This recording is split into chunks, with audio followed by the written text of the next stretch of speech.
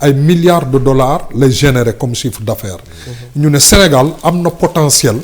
bu mu war a mën a teg dans le domaine des industries culturelles et créatives. Depuis la création du produit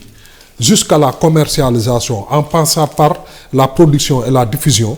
war nañu mën a wan acteurs yi nan la ñuy entreprendre dans le domaine justement des industries culturelles et créatives.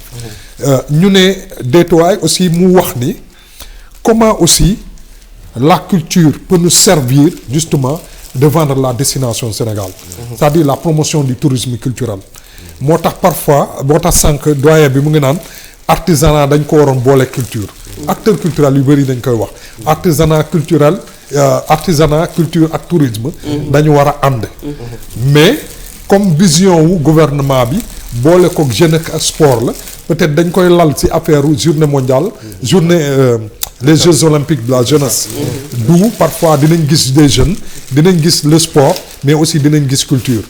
pour man peut-être ci fànn boobu moo tax ñu boole les trois mais ba léegi yàqul dara parce que domaine boo gis dafay am ay projet ak programme parce que tey jii dans le domaine de la culture soo xoolee les deux programmes phares mooy la promotion des industries culturelles et créatives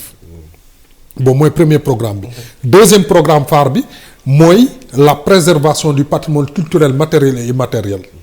parce que soo xoolee ci ñaar yooyu ci culture donte parfois patrimoine mën na dugg ci industrie créative mais ñaari programme yooyu le ministère yor war ko développer te soo xoolee vision wu président Diomaye ci loolu lañ ko lal mooy préserver le patrimoine culturel matériel et immatériel mais aussi développer les industries culturelles parce que industrie culturelle suñ ko développer rek dinañ susciter benn autonomie chez les acteurs culturels doonu ñu nekk rek di laaj jox leen ma mais acteur culturel dina même dem ba capable dem banque lépp fa xaalis réaliser produit am chiffre d'affaires dem rembourser banque defe bénéfice am donc loolu day yóbbu les acteurs culturels vers l'entrepreneuriat parce que les entreprises les chefs d'entreprise yi nekk fii du ñu am ay subventions par exemple Pape Doumbia et son entreprise groupe Prestige mais demul ci benn ministère naan ko jox leen ma subvention wala amel leen ma subvention au contraire il investit il fait des chiffres d'affaires il fait travailler des personnes ça peut être valable chez un acteur culturel tey jii nii Ouzin mën na teg par exemple Wose Production di utiliser ay jeunes ñu nekk ay salariés créer emploi ñuy liggéey ci bépp domaine mais aussi il faut ñu wax acteurs culturels yi également il faut ñu arrêter toog réfléchir dépenser xaalis investir toog ay guddi di xalaat ba pare ñëw offrir ko gratuitement loolu aussi dafa bokk suñu problème moo tax tey jii nii la question cruciale c'est de voir comment amener les acteurs culturels à entreprendre dans le domaine des industries culturelles et créatives que les acteurs culturels se considèrent comme des entreprendre ay actions di ci investir commercialiser ko parce que li ngay xalaat dépenser ci investir ci waroo ko wane gratuitement je prends toujours l'exemple du vendeur wala de la vendeuse de cacahuètes demul saaf gerteem jënd ko saaf ko emballé ko ci ay mbuus ñëw teg ko ci table di ko maye su ko defee 2 jours 3e jour bi du lal donc loolu la ci fànn boobu la acteurs culturels yi war a dem ministère également encourager l'entrepreneuriat par exemple man damay xool activité kii combien c'est rentable xool des activités porteuses de croissance ma investir sur loolu parce que su ma ko joxee benn yoon ñaari yoon 3e fois war na mën a demal boppam mais am na ay initiatives yoo xam ne ay acteurs culturels yoo xam ni pendant 10 ans 20 ans boobu ba léegi subvention rek la ñuy laaj alors que jeunes yi ñu ngi taxaw fi yor seen initiative ñoo xam ni bëgg subvention alors su ministère yor même enveloppe pendant 10 ans 15 ans acteurs culturels yi nekk fi am ñeneen ñu siy dolli mais est-ce que normalement dina mën a jox ku nekk li mu yellool mooy il faut ñu encourager ñeneen ñu créer ay entreprises di produire di jaay te loolu soo ko defee di nga dépasser le fait que ngay dem ci ministère di leen laaj subvention parce que activité bu nekk am na lu mu mën a générer comme partenaire sponsoring jaay la échange de service la parce que Orange su la sponsorisé jàppalewu la yow da nga koy jàppale au moins au contraire mu accroître sa visibilité moo tax souvent dañuy wax acteurs culturels yi soo leen di def léegi demande de sponsor da ngeen di def objet offre de visibilité Quand je vais voir Orange, je lui propose une visibilité à travers mon événement qui accueille des milliers de personnes. damay wax Orange soo ñëwee sama événement di nga mën a passer ces produits di nga mën a communiquer di nga mën a jaay ces produits. donc dina comprendre que ni kii ñëwul pour tàllal ma loxo mais day ñëw au contraire pour jox ma occasion pour gars yi xam ma. donc foofu échange de service lay doon. donc il y a tout un ensemble de paramètres yoo xam ni su ko acteur culturel yi commencé comprendre rek si la ñuy commencé dem vers l'entrepreneuriat. te pour man la chose bi mën a régler le problème de l'action culturelle c'est que ñu dem vers l'entrepreneuriat. que les acteurs commencent à investir que les acteurs sachent que li ñu yor comme produit dafa am solo ba ku jóg pour mën ko seetaan war nga mën a au moins nga fay dara. ñu arrêter la gratuité parce que la gratuité franchement ça tue la création. du lépp nag la ñu mën a fayeeku parce que dans le domaine du patrimoine am na loo xam ni mënuñu ci fayeeku mais la plupart de ces créations là création théâtrale musicale côté chorégraphie danse côté cinéma war nañu mën a parfois di ko jaay en termes de place. te li ñu koy jaayee comme li mu wax c'est s'ouvrir à d'autres compétences des commerciaux des comptables des professionnels de la communication ñëpp war nañ mën a intervenir dans le domaine de la culture. alors monsieur Mbaye mës nga toog ak kii le maire de la ville de Thiès Babacar Diop ou Talla Sylla kan nga ci mës a toogal. Babacar Diop toog nañ. toog nañ benn yoon on a longuement échangé mais defe naa boobu moo doon première et dernière. D'accord. boobu ba léegi nag tooguñu. D'accord. on s'est croisé dans des réunions au niveau de la gouvernance et bon je sais pas parce que bi ñu toogee boobu. C'était tellement instructif, on a échangé beaucoup de choses, il m'a parlé de ses projets, j'ai donné mon avis et parfois même réorienté ou recadré certaines initiatives. Donc après nag bon, on ne s'est jamais rencontré encore. D'accord. Je sais pas, mais centre culturel quand même, on aimerait di travailler avec la mairie. Bon, foofu laa doon yegg si parce que souvent dañuy gis Thiès ville culturelle at mu ne ñu koy def donc di peut-être ubbil bunt yenn artistes yi comme ni nga ko waxee sànq parce que souvent dañuy xool gis ne ce sont les mêmes têtes dañuy jël di leen reconduire di leen jox ay xaalis alors que jeune génération bi ñëw aussi ñu war leen a mën a tendre li nga xam ne moo di la main jox leen seen chance dañuy gis ne loolu dafay manquer donc aujourd'hui est-ce que tey jii nii même bu fekkee ne moom il n'est pas trop ouvert est-ce que demaat ci moom aussi gën a insister nga xam ne sa rôle rek ngay def est-ce que loolu aussi yaa ngi ciy bàyyi xel. waaw xam nga man parfois dañ may wax sax da ngaa yor jikko rappeur parce que parfois damay topp nit ki ba mu benn jour damay raconter dafa am reetandu le directeur de cabinet daf ma woo di ma abbu panneau parce que dañ doon accueillir des Russes fii man ko yéen mairie soo leen soxloo rek ngeen di woo centre culturel mu yeggee ko maire bi. ñu daje maak maire bi fële à la gouvernance mun ma dégg naa ngay yóbbante kuloo. donc mu nekkoon benn climat bu détendu entre nous. mais xam nga mairie bi sànq wax naa ko ni mairie comme ministère dafa am comme mission de préserver le patrimoine dafa am comme mission d'appuyer la création artistique dafa am comme mission également d'offrir à la population la culture et l'action culturelle. et que mairie day organiser souvent.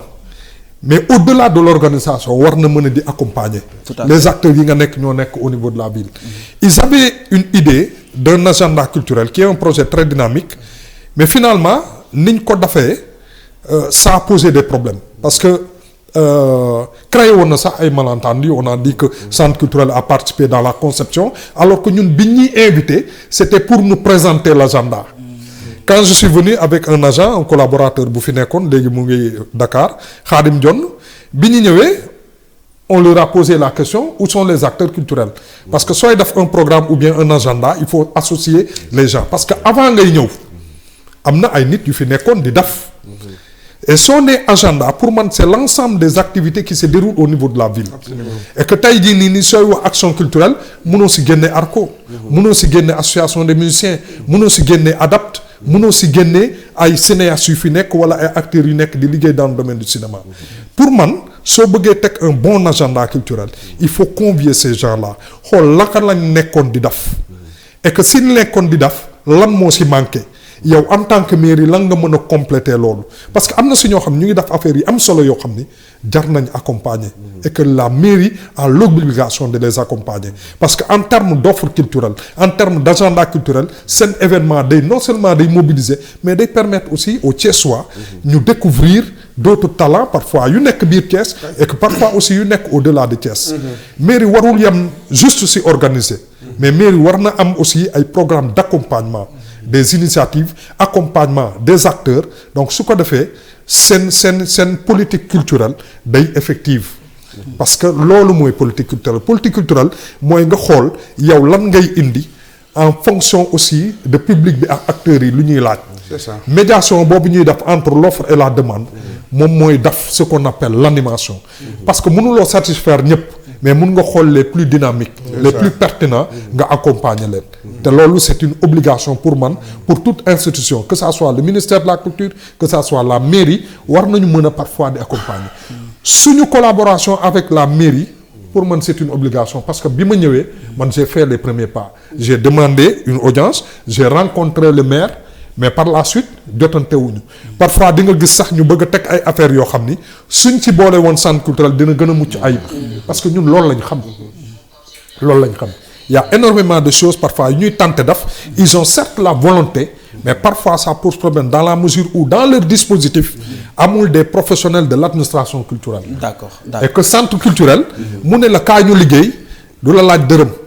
day nekk disponible si lépp lu mu xam comme expérience ak lépp lu mu am comme ak carnet d'adresse mais def naa loolu soo ko bañee peut-être day xaw doy waar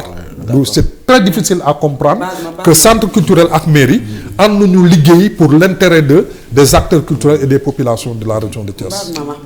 mais dafa bëggoon monsieur le maire docteur Babacar Diop bu waxoon dafa bëgg a def Thiès une ville culturelle te nga ŋànk wàllum culture ci ville bu Thiès yaakaar naa seen liggéey war na mën a yomb sans autant sax nga woo ko comme te moom moo taxaw nii dafa bëgg a def Thiès ville culturelle waroon ngeen mën a sekk lool. waaw mais man xam nga l'appellation Thiès une ville culturelle Thiès a toujours été une ville culturelle honnêtement soo xoolee suñu prestation lors du dernier festival national des arts et culture on a remporté le premier prix Slam on a remporté le deuxième prix art plastique on a remporté le troisième prix conte jour boobu Thiès dafa yéeg ci scène bi ba di récupérer ay trophées Thiès a toujours été une ville culturelle li ci des mooy consolider les acquis et essayer d'améliorer également parce que même si on a un potentiel important même s'il y a des talents qui émergent sur Thiès am na loo xam ne des na mais li des responsable du seulement la mairie responsable du seulement le ministère mais benn concertation bu ñu war a am la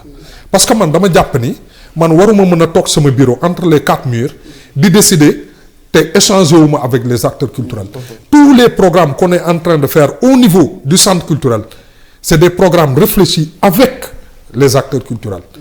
sunu underground bi troupe du mois yi yëpp day am la participation des acteurs amuñu benn programme benn yoon nañ mës a def benn spectacle boo xam ñun ñoo ko réfléchir parce qu'on avait remarqué que wàllu danse traditionnelle Thiès n'est pas tellement animé en danse traditionnelle ñu ñëw gis ni la troupe comment dirais-je encore maa ngi fàtte waay la troupe Kajoor Tempo Danse dañu toog lu yàgg joué ñu spectacle ñu ñëw gis ni ay spectacle théâtre rek la ñuy am ñu créer benn spectacle pour ñoom mais bañ ko créer yeneen compagnie dañoo ñëw ni pour lan ngeen tànn leen ñoom rek ma ne leen léegi désormais il faut que l'acteur culturel vienne avec son initiative ñu defandoo ko ensemble mais si wàll woowu defe naa nañu consolider les acquis jéem a valoriser potentiel bi ñu am il y a énormément de talent il y a histoire à préserver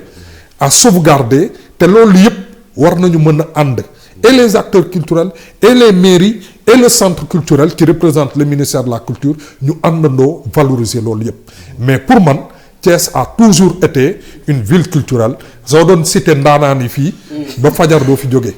parce que des gens ont eu à représenter même le Sénégal au niveau international et sont partis de Thiès donc loolu c'est important su ñëwee bëgg a valoriser il faut nga élargir le champ de collaboration et le champ de collaboration mooy secteur bi dafa am ñoo ko bokkal y a les acteurs culturels il y a la représentation du ministère de la culture pourquoi mënuñu toog ñun ñëpp ñu ne lii la ñu bëgg sur Thiès lii moo tax ñu koy def nii lañ ko nar a defee ak lii lañ siy xaar comme résultat defe naa c'est la préparation intellectuelle qu'est-ce qu'on doit faire pourquoi on le fait comment on doit le faire et si on le fait quels en seront les résultats loolu suñu duggee si loolu rek moi je pense que ku nekk dina xam kan mooy kan ak kan mooy daf lan et ce sera toujours bénéfique pour les populations yi nekk di xaar lan la culture di leen offrir parce que tey jii Sénégal stress bi bëri na mooy feebar bi gën a jàpp sénégalais yi te stress culture daf si baax du foo du dara mais nga dem assister benn spectacle théâtre 1 heure wala 1h30 nga génn nga xool li ngay mel d'accord c'est tellement important tout à fait et que ça nous permet parfois ñu libérer wu si yenn pression yi donc c'est important c'est important fi nga wax noonu kan mooy kan bi seen secteur acteur culturel yi dañ ci seetlu que ni anarchie quelque part dafay am c'est-à-dire je m'explique yaa ngi dégg Covid bi ñu ne woon am na yenn association des artistes yu organisé woon ba ñu joxoon leen peut-être ay millions ñu xool finalement fa mu waroon a àggu fa souvent aussi nga dégg ku taxawee ne aussi créer association mu jaaree ne moom it di dox ci ay soxlaam donc loolu aussi soxla woon naa ci sa point de vue par rapport ak li nga xam ne moo di anarchie boobu ñuy reprocher acteur waaw Covid bi xam nga man Covid bi muy am déjà mu ngi ma fekk may terminer sama formation au Portugal et que man dama bokkoon ci ñi nekk ci culture yu d'accordul woon ci façon boobu ñu ko doon defee donc mënuma wax biir Thiès parce que moment boobu nekkuma fi woon mais tey jii nii damay jox benn exemple Covid bi dañu def benn première tranche di jox nit ñi ay 30 000 moi j'ai dit que par exemple Ousin yor benn entreprise am wala benn structure am ni tey du 1er décembre au 31 damay def 6 grands spectacles Covid bi ñëw mu impacté wu mu def 2 spectacles yeneen 3 yi nekk ci période Covid bi munu ko def mu impacté nga gis benn acteur culturel bu toog këram daful dara envisagé wul daf dara ñuy séddale xaalis ñu jox Ousin 125 000 jox acteur culturel bi 125 000 ça pose problème notion de séddale boobu moo baaxul woon parce que impacté aussi dafa am ay niveau am na ñoo xam ne ay millions lañu perte am na koo xam ne pertul dara parce que envisagé wul woon daf dara comme parfois certains acteurs yi nga xam ni wala musiciens fête de la musique la ñuy xaar pour ñëw jouer il y a des artistes qui jouent uniquement que lors de la fête de la musique 21 juin donc loolu ça pose problème donc anam bi ñu ko defee c'était pas bien réfléchi bien sûr moo tax coow rek nga ci dégg donc xam naa ni pareeguñu parce que chaque jour nga dégg ni am na loo xam ne jug na telle ou telle personne am na arrestation ensemble les enquêtes se poursuivent donc am na ñu bëri ñoo xam ne interpellé woon nañ leen ci suuf pour wax leen lii ak lii ak lii c'était pas justifié wuñ ko parce que ils ont reçu des millions distribué nañ mais am na ci yenn partie xaalis yu bëri boo xam ne justifié wuñ ko donc ça pose problème mais façon séddale boobu moom honnêtement baaxul woon merci beaucoup monsieur Mbaye question yi am na solo mais bëggoon naa xam tamit dañu gisoon li nga xam ne moom di culture jëm ci danse au niveau international dafa amoon doole ba ñu gisoon ay ñi nga xam ne ay tubaab lañ mën naa ko woowee noonu dañ ñëw Sénégal di ko def lu bëri wax Sénégal aussi da nga doon gis ñu bëri ay danseuses yu bëri demoon Europe di jàngale li ni mel mais léegi dañuy gis dafa commencé di raar lool am lan moo waral ñi jàngee Europe ñi daan ñëw comme y a eu beaucoup de danseurs ici au niveau national yu daan dem au niveau de l'étranger di dissiller des connaissances ci wàllu fecc moom jàpp na ni depuis loolu dafa am benn lu ci xaw a wàññeeku ñi daan dem ak ñi daan ñëw d'après lui lan nga jàpp ni moo waral lu ni mel. waaw mais dem ak ñëw bi mooy parfois mbokk Ousin yi dem rek te du ñëwaat ñaan visa ñu jox la 1 mois nga dem toog wala nga participer ci benn projet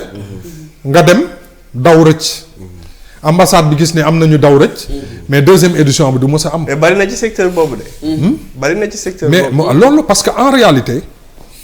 il y a ce qu'on appelle la libre circulation des acteurs et des artistes au niveau international. Tout récemment lors de la biennale UNESCO organisé na benn rencontre bu mag ñu ne artiste kenn waru ko mën a téye au niveau des ambassades dans les normes dafa am ay textes yu définir loolu artiste fu fu mu dem dafa war a dem. Youssou Ndour nee na musique amul frontière. donc tey jii nii da ngay gis am na ñu doon dugg ci affaire li ñu naan business voyage. dañu dem ba comprendre ni ci biir culture dafay gaaw nga voyage. et qu'est-ce qu'ils font bon je donne pas d'idée damay toog Sénégal bind benn festival en Espagne ma ne ko bon ñun am nañ benn groupe sénégalais mu ne non amuñu xaalis bu ñu fayee mu ne ko bul fay. li ngay def rek mooy envoyé ñu benn invitation de 25 personnes ma dem gis ji benn groupe ni leen 12 personnes laa mën a yóbbu d'accord nañu ma dem wuti 13 candidats à l'immigration mais 13 fois 3 millions 500 c'est quelque 43 millions soo si jëndee 25 billets ñaata la mën nga si fay per diem ku nekk 1 million du jeex en fait les 12 artistes alors que ñee ils ont donné donc am na ñoo xam ne dañu utiliser loolu mais su fekkee dafa wàññi tay jii nii c'est parce que y a beaucoup de gens qui ont abusé de ça ñuy dem du ñu ñëwaat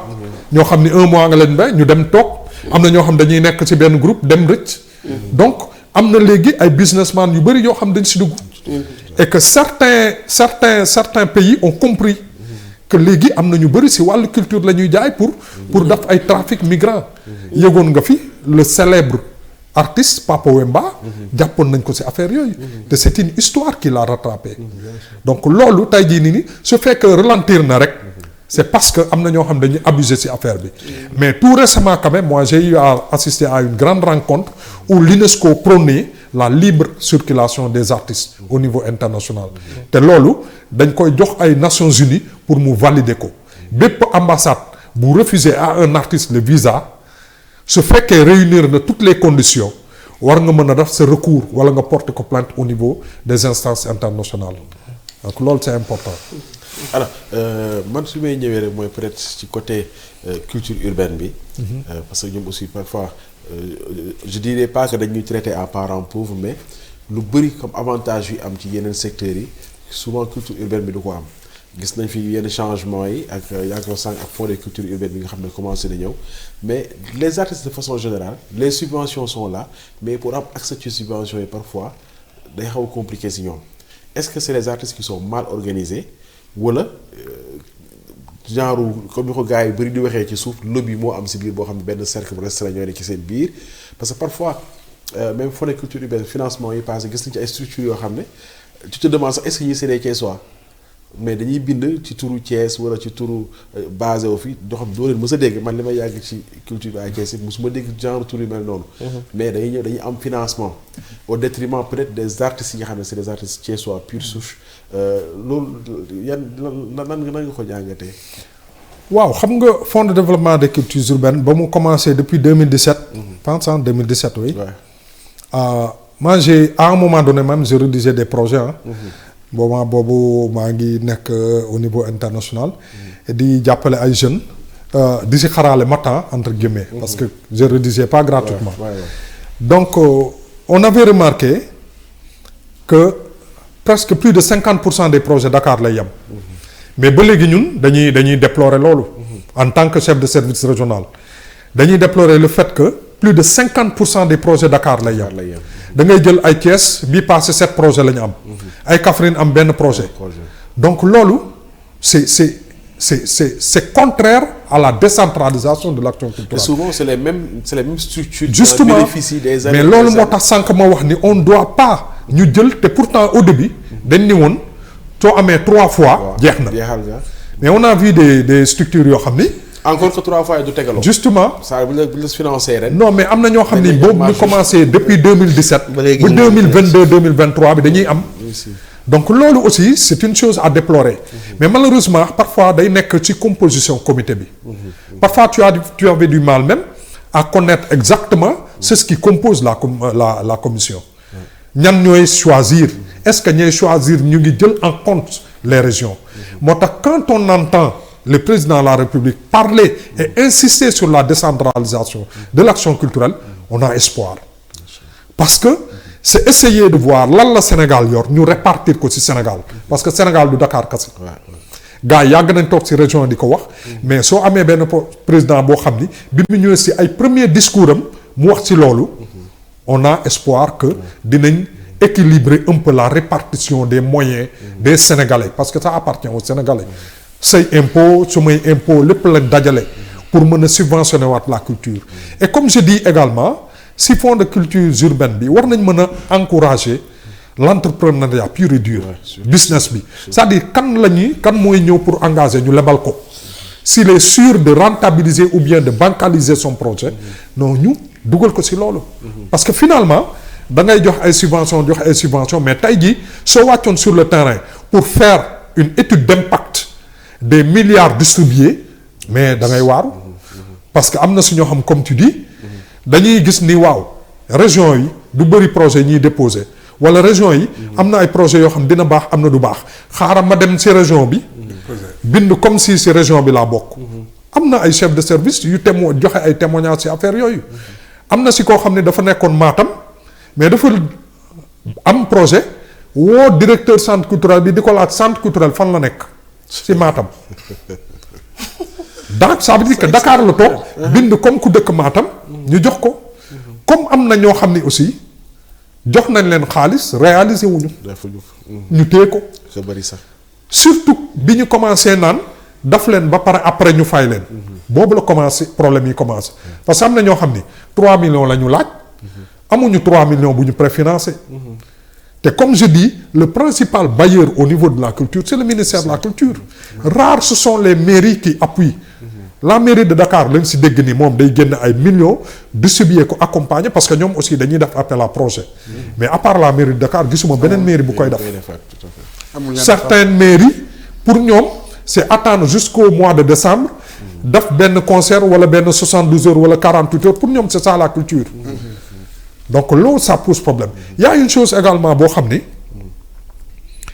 on le dit souvent la place de France man dama jàpp ne c'est comme la place de la nation les acteurs culturels de Dakar ne payent jamais pour ñu jox leen la place de la nation pour des concerts. banti bii nii. si c'est une activité boo xam ni concert gratuite la. acteurs culturels du ñu fay au niveau de la place de l'Obélisque. bi nekk Colobane.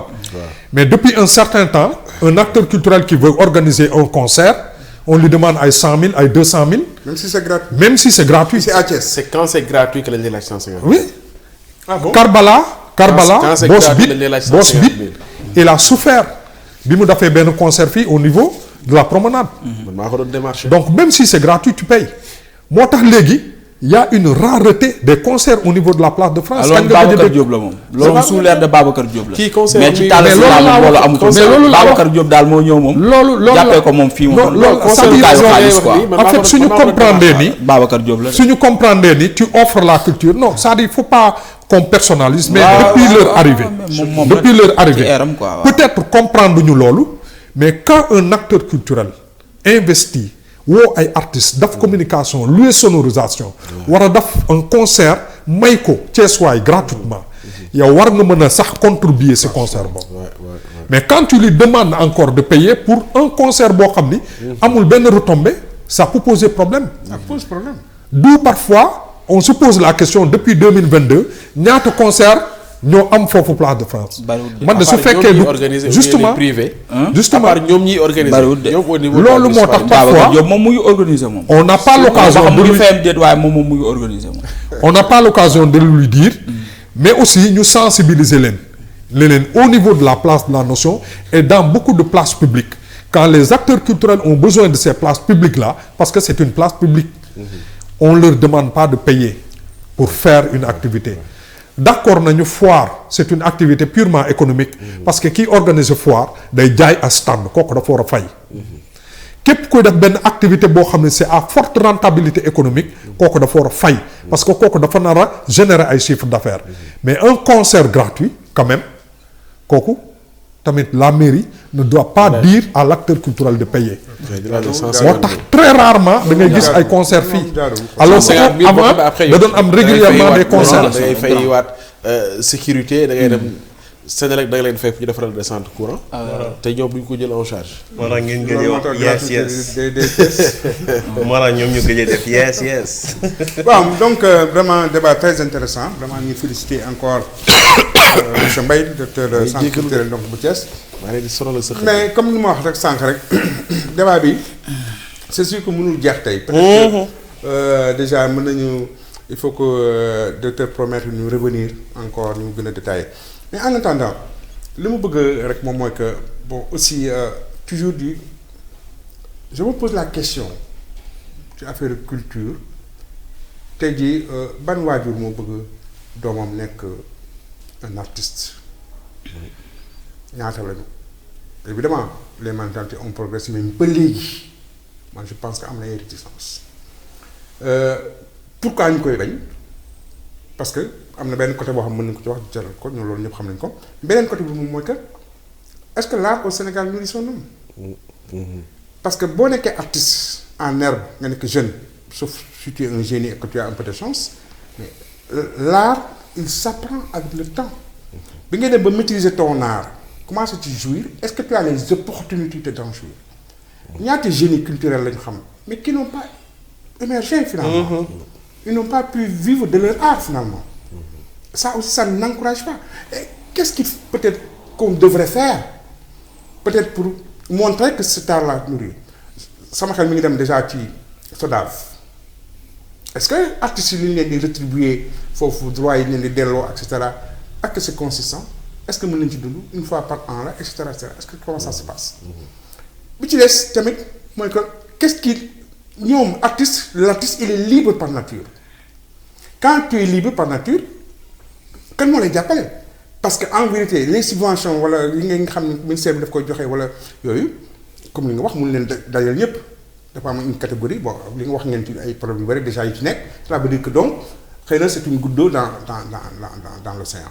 Alors donc est-ce que véritablement on ne devrait pas créer des structures privées financières par exemple une banque des artistes boo xam ne ku am un projet bancable nga dem ci banque bi étudier ko financer la mais ça va se poser parce que artistes yi mun ñu dem ñoom nii rek ci banque bi pourquoi parce que en général du ñu am garantie te banque c'est pas des philanthropes jëluñu seen xaalis di ko sànni ñu ngi jël seen xaalis pour avoir une rentabilité artiste bi nga xam ne moom voilà il a son œuvre mais œuvre bi garanti wul dara parce que œuvre bi génne guñ ko justement moo tax mu ñëw di wut xaalis mais ça pose problème donc man dama jàpp naa ni que am na yeneen yoon par exemple aussi cette culture là cette administration de la culture là est-ce qu'elle encourage aussi les gens à aller vers la culture parce que boo xoolee ci ginnaaw ñu ne bon ok nos anciens artistes là nos anciens hommes de culture là fa lañu toll ñu dañ leen di feebar ketal kenn du leen mën a fay ñu dañ leen di ketal ñuy après ils sont voilà donc rarement ngi ci gis bon comme des gens comme Youssou Ndour wala def ñoo xam ni mais c'est des rares ils sont rares pour la plupart amul kenn koo xam ne am na ci dara ñu ci bari ça aussi ça na donc est-ce que donc lu ngeen changer fusil d'épaule c'est-à-dire que tey jii bu ngeen ñëw comme faral dem Thiès il y a Pape Doumbia yaa ngi ko tudd sànq boo xam yaa nga waxoon côté média bi mais il y a le côté production 2017 ba tey jii de nos jours il a au moins créé produit au moins 10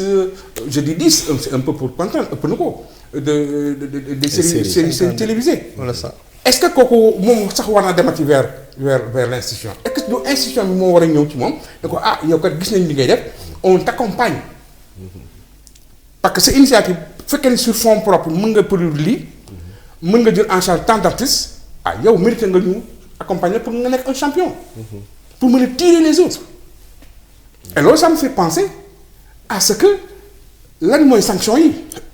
est-ce que tey jii le ministère de la culture organise par exemple une cérémonie de décoration par exemple le meilleur je sais pas rappeur le meilleur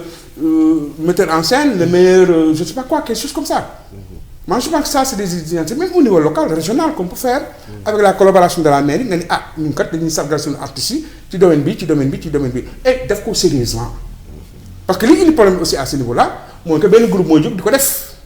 et ce n'est pas tellement quelquefois les gens ne sont pas d'accord c'est pas objectif mais si c'est l'institution qui prend ça avec des commissions très sérieuses et tout ça je pense que mën na nekk une voie bu nga xam ne peut-être de promotion des acteurs. Et foofu laay terminer monsieur le directeur ministère de la culture lan muy budget man xamuma ko ñaata jàpp ma ko. le ministère de la culture. budget ministère de la culture. jàpp nga ko. lan mooy. budget. bon avant ñuy boole 3 ministères yi c'était un budget qui tournait autour de 27-28 milliards. c'est vrai boo ko doon natt ci suñu budget global national c'est 0,000 quelque chose. kon est-ce que un état nga jël benn secteur boo xam jàpp nga ni moom il est au début et à la fin du développement comme le disait Iso. nga ni comme il est au début de la mais d'accord mais je lui donne 0,07 de même. C'est pas sérieux à mon avis. Quand je dis c'est pas sérieux c'est pas péjoratif je veux dire que. li nga xam ne jàpp nga ni moo gën. mais da nga ko jox gëddam. d'autant plus que comme tu l'as dit tey jii Sénégal xam nañ ñëpp xam nañ notre problème c'est notre jeunesse c'est l'emploi. alors que ba léegi gars yi amaguñu vision ni xam ni que li secteur culturel mën a jël ci emploi amul beneen secteur bu ko mën a def bu ñuy wax affaire emploi